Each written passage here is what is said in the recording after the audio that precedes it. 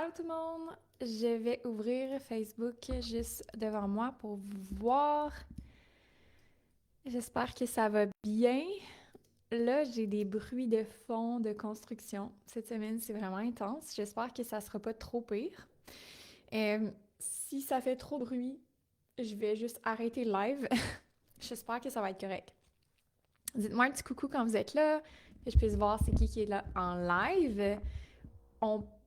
Bon, vous me direz si c'est dérangeant, là. Pour moi, en ce moment, ça va, là, mais vous me direz si vous l'entendez. Au pire, je pourrais mettre mes AirPods que j'ai pas à côté de moi. Ça vient juste de commencer, la minute que j'ai ouvert le live. Fait qu'on va y aller avec ça. Aujourd'hui, naviguer une période d'incertitude et d'insécurité financière en business. Pourquoi je trouvais que c'était important de parler de ce sujet-là, c'est que 100% des entrepreneurs vont vivre ça. Puis ben en fait, souvent on voit plus le côté ah, mettons, tout va bien ou genre, tu sais, voici comment croître, voici comment optimiser la croissance, mais on voit pas le hey, quand que ça va pas, qu'est-ce qu'on fait? Quand que justement on vit tellement d'instabilité, tellement d'insécurité, qu'est-ce qu'on fait dans ces situations-là? Fait que c'est de ça que je voulais qu'on parle aujourd'hui. J'ai beaucoup de clientes qui m'arrivent avec cette situation-là ou ces problématiques-là un peu en tout temps là, dans leur business. Pas nécessairement même juste à un moment, tu sais, c'est pas comme, ah ben, exemple, j'ai eu un mois que c'était plus difficile, mais il y a certains entrepreneurs que je coach que c'est comme ça pendant plusieurs semaines, que c'est comme ça pendant plusieurs mois. Fait que, comment on deal avec ça? La première chose que je voulais discuter dans ce live-ci, c'est qu'une période d'insécurité ou d'incertitude, c'est pas toujours relié à l'aspect financier.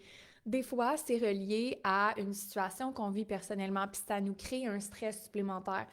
J'ai des clientes qui vivent peut-être des choses des fois qui vont être peut-être plus d'ordre personnel.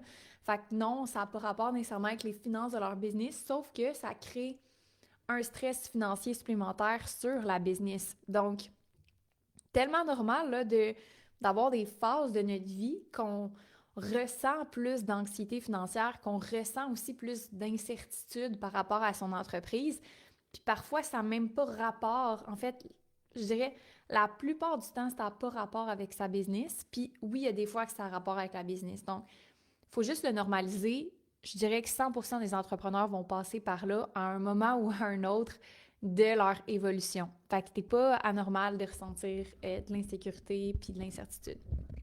Donc, il y a différents styles d'incertitude, insécurité. Il y a des styles d'insécurité qui sont plus d'ordre, tu sais, ça vient de ma vie personnelle puis ça affecte mon entreprise. Il y a des incertitudes, insécurités qui viennent de la business.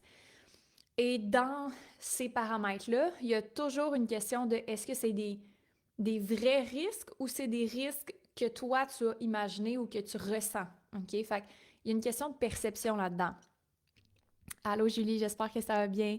Il y a certains, on va dire, inquiétudes qui viennent de faits. Exemple, j'ai perdu 5 clients, donc je suis insécure financièrement. Je vis une insécurité par rapport à mon entreprise. Sauf qu'il y a aussi des insécurités qui sont non fondées. Exemple, ben tout va bien, je m'apprête à faire à peu près le même revenu, tu sais, j'ai juste l'impression que j'en fais pas assez. J'ai l'impression que je vais pas arriver à mes objectifs. J'ai l'impression que je suis en retard. J'ai l'impression que je vais en manquer. OK? Fait que je prends des snacks parce que vous êtes comme entre mon heure du dîner puis j'ai comme besoin de manger. Fait que never mind, mes raisins. Euh, quand je l'ai dit au début de l'année, je fais une parenthèse que je voulais me sentir vivante. Ça inclut que des fois, j'ai des journées d'appel de 5 heures avec mes clientes. Hier, c'est une journée d'appel de comme 5h30, 6 heures. Je me donne la permission de manger pendant mes appels maintenant, même si c'est juste un petit quelque chose à grignoter. C'est ça que je fais en ce moment parce que je me sens tellement mieux de pas attendre, exemple, la fin de mon appel pour manger, mais de manger quand j'ai faim. Fait que on est là, c'est ma business, c'est moi qui fais les règles, je mange mes raisins. Si je suis dans un live, it's all good. Bref, je voulais dire que par rapport à ces insécurités-là, des fois, ils sont non fondés. Des fois, ils sont juste basés sur une perception tu sais, de comment ça devrait aller. Fait que j'ai beaucoup de clients qui vivent ça, honnêtement. Il y a des clients qui vivent de l'insécurité financière puis de l'incertitude alors que ça fait 5 ans qu'ils ont leur business puis qu'ils ont toujours eu un bon chiffre d'affaires. Comme, c'est pas parce que ce mois-ci, tu n'as pas eu de nouveaux clients que ta business va fermer demain matin, là. Il n'y a pas de raison valide ton émotion est valide, mais il n'y a pas de raison valide ou de fait qui nous prouve que c'est vrai en ce moment, qu'il y a vraiment raison d'avoir une insécurité. Donc, qu'est-ce qu'on fait dans ces circonstances-là quand on vit une période d'incertitude et d'insécurité? C'est de savoir, je me retrouve où dans cette situation-là? C'est-tu basé sur une situation personnelle? C'est-tu basé sur une vraie situation dans ma business? Est-ce que c'est une réalité, donc un fait qui crée cette incertitude ou c'est une perception? Puis une fois qu'on comprend mieux, on se situe où là-dedans, c'est tellement plus facile de faire comme ah OK, on va trouver une solution pour la situation personnelle qui crée de l'insécurité. Ou on va réajuster un peu les attentes, puis on va parler un peu des difficultés qu'on a personnelles si on a l'impression d'être toujours en arrière, d'avoir l'impression qu'on n'en fait jamais assez. Fait que ça aide énormément. On peut difficilement créer la business qu'on veut créer dans une position d'incertitude et de peur. C'est juste vraiment plus difficile de créer le momentum quand t'as peur versus quand t'es clair, puis quand tu sais comment travailler avec ça. Encore une fois, c'est pas de dire tu devrais jamais te sentir insécure ou l'insécurité en business c'est pas normal, c'est juste de savoir comment travailler avec puis de pas tomber en mode panique parce que c'est souvent quand on spin puis que là l'insécurité puis l'incertitude prend le dessus qu'on fait pas les bons moves puis qu'on peut se retrouver à soit faire des choses pour se protéger, soit faire des choses pour anticiper mais qui nous amènent pas là où est-ce qu'on veut vraiment aller. C'est-à-dire une croissance qui est stable, une croissance qui suit les étapes logiques du plan que tu as mis en place. Fait que, tu sais, je vais donner des exemples, mais une des choses que mes clientes vont faire, c'est OK, ben là, genre, exemple, on a mis une stratégie en place le mois passé. Là, je ressens une insécurité, je ressens un stress. Je vais arrêter de faire ça, même si ça me donne des résultats. Puis, je vais faire quelque chose de rapide pour avoir un résultat plus rapide parce que je suis comme insécure. Euh, Quand tu fais ça, tu vas juste mettre de l'huile sur le feu. Fait que c'est pour ça que c'est important de comprendre c'est quoi les mécanismes derrière l'incertitude. C'est là pour te protéger, mais ça veut pas toujours ton bien, ok? Ça veut pas nécessairement le bien de ta business ou ton bien à toi. Je compare beaucoup ça à une relation, mais quand tu es dans une relation euh, saine, tu as une conversation, tu es capable de régler le conflit, tu vas pas partir puis t'enfuir puis être en mode fight or flight, là. Non, tu es capable de, tu sais, dire comment tu te sens, dire comment vont les choses, qu'est-ce que tu as besoin, puis après ça, remédier à ça, puis répondre à ton besoin. Mais si tu pars, puis que tu t'essayes pas de régler le problème, mais t'es juste comme, ah, faut que je trouve une solution, comme, je vais juste comme partir de la maison, puis je vais aller faire je sais pas trop quoi d'autre, plutôt que de régler le problème, puis te donner la chance que ça fonctionne, c'est sûr que tu vas ressentir encore plus d'insécurité, d'incertitude. Fait que c'est juste d'apprendre. La première étape, c'est de s'asseoir avec cette incertitude et cette insécurité plutôt que d'essayer de régler ça.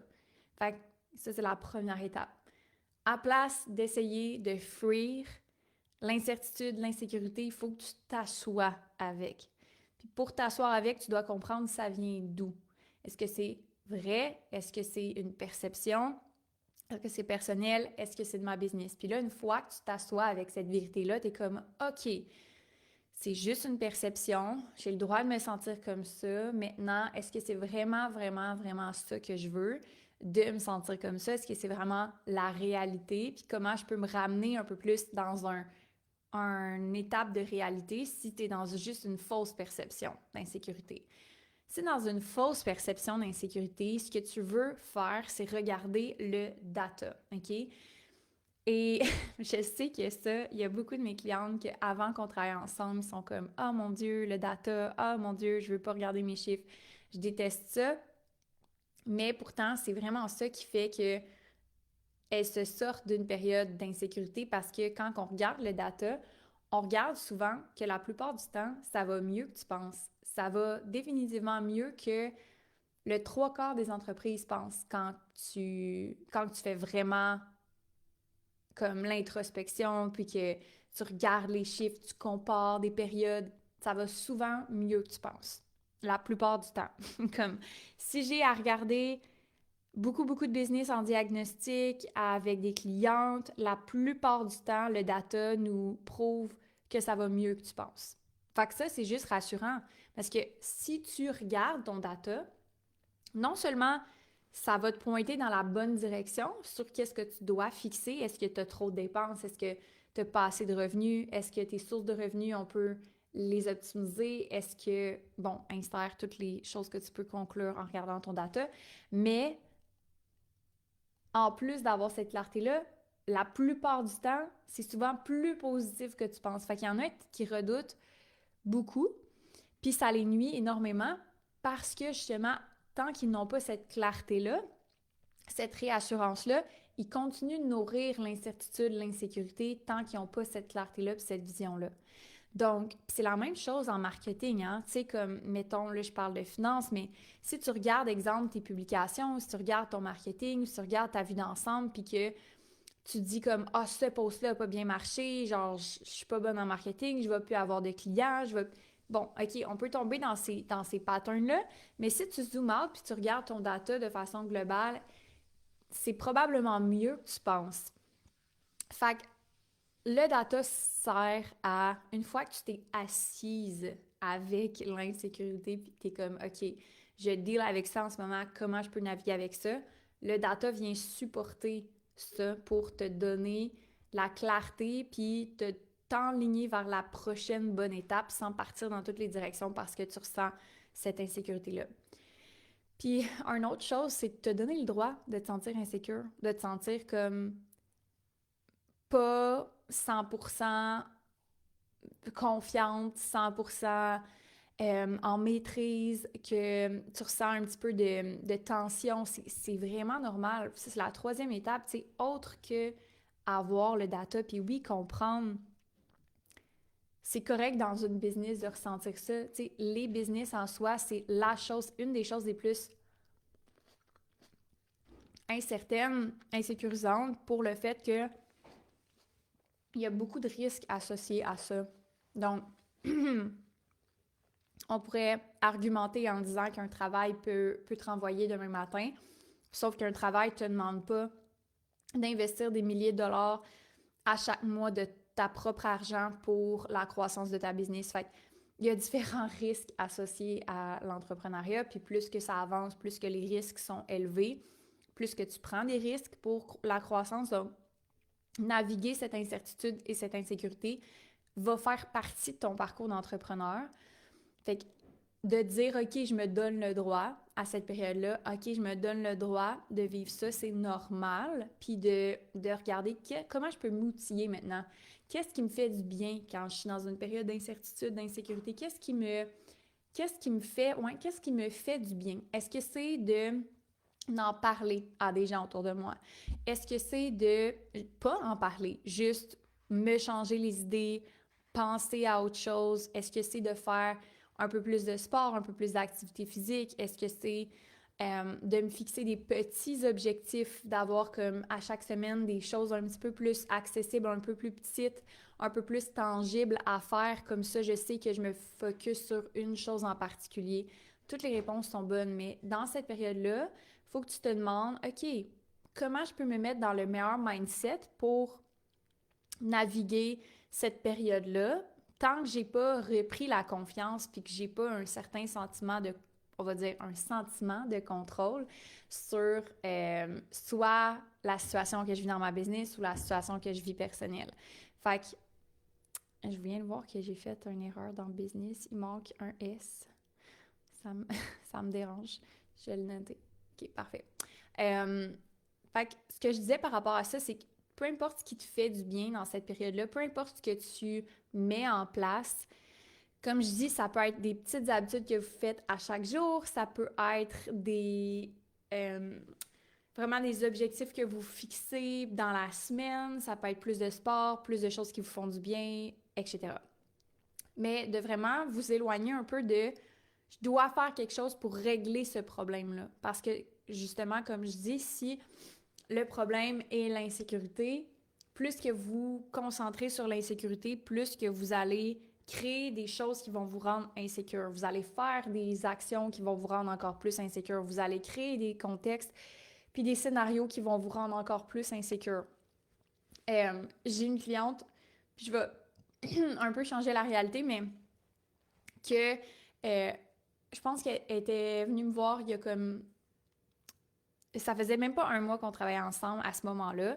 Puis quand on avait commencé à travailler ensemble, on s'était entendu sur un plan. On avait dit, OK, on va faire ça, on va faire ça. Elle avait eu full des beaux résultats. Puis le mois suivant, quand on a commencé à travailler ensemble, après le diagnostic, elle s'est dit, OK, mais là, je vais faire ça, ça, ça, ça, ça, parce que là, j'ai plus les mêmes résultats que le mois dernier.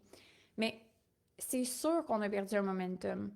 C'est sûr qu'on a perdu un momentum parce qu'elle ressentait cette insécurité financière-là. Puis ce qu'elle a été habituée de faire, c'est juste d'ajouter des choses puis de changer ce qu'elle faisait plutôt que de juste comme s'asseoir avec ça puis vraiment prendre le temps de modifier ce qu'il y a à modifier dans la stratégie actuelle. Fait que, normaliser l'inconfort puis prendre le temps de le vivre te permet de ne pas t'en aller dans plein de directions, puis te permet de te recentrer sur c'est quoi la stratégie qu'on essaye d'accomplir en ce moment. C'est quoi qu'on essaye d'accomplir. C'est pas vrai qu'une incertitude ou une insécurité va changer la trajectoire globale parce qu'on va en vivre plein à travers la trajectoire. Fait que si à chaque fois qu'on vit ça, on repart à zéro, bien on recrée un cycle continuel d'insécurité puis on recrée continuellement ce pattern-là. Fait que quand on navigue une période, je l'ai bien utilisé le mot, on navigue.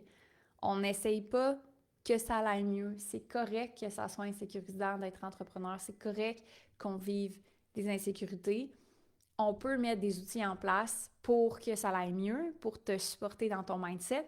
Puis on focus sur les stratégies actuelles en se basant sur du data. On ne prend pas des décisions émotives. On prend des décisions stratégiques, puis on se supporte mentalement pour être capable de naviguer cette période-là plus facilement.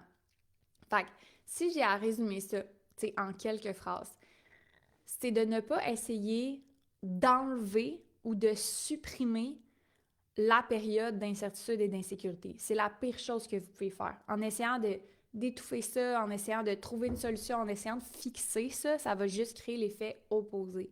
On s'assoit avec ça et on détermine ça provient d'où, ça. Est-ce que c'est vraiment basé sur des faits ou est-ce que c'est basé sur une perception? Si c'est basé sur des faits, on est capable de le voir dans le data, puis on va être capable de proposer des actions spécifiques par rapport à ça. Si c'est juste une perception, on veut supporter son mindset, puis on veut supporter ce qu'on a comme ressources mises à notre disposition pour être capable de naviguer cette période-là parce que c'est juste une perception, c'est pas la réalité. Puis si on veut être capable d'évoluer, on veut que cette perception-là d'incertitude reste une perception.